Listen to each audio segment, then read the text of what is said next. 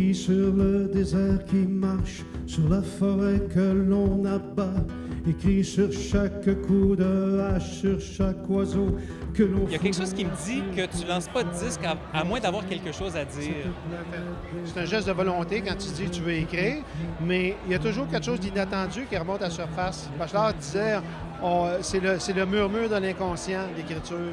Et puis je me suis aperçu qu'il y avait beaucoup de colère, il y avait beaucoup d'indignation, il y avait beaucoup de souvenirs d'amis. Je pense à Hélène Penneau, je pense à des paroles de conviction. Il est long le trajet que l'on suit, que l'on fait. Dans le livret, tu écris que ces chansons ont été marchées avant d'être écrites. Même que j'ai appelé l'album Appalaches parce que c'est un lieu d'ancrage pour moi. Je trouve qu'on est façonné par le paysage, on est façonné par l'endroit où on vit. Le geste de marcher, tu vas à la rencontre du paysage, tu deviens ce que tu vois. T'sais.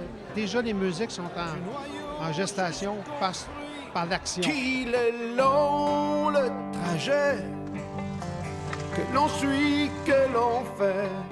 Encore dans le livret, tu dis que ça prend beaucoup de colère pour marcher. Est-ce que c'est un disque de colère? Bien, j'aurais pu appeler l'album de colère et d'espoir. Parce que, je veux dire, oui, il y a de la colère, mais c'est drôle parce que c'est pas une colère que j'ai criée. Il y a autant de force à murmurer sa colère que de la crier. C'est une idéaliste et même une pacifiste. Je trouve que les créateurs, c'est du monde qui souffle sur la braise. Le feu n'est pas éteint, mais souvent, on a besoin de souffler sur la braise pour que ça parte un peu.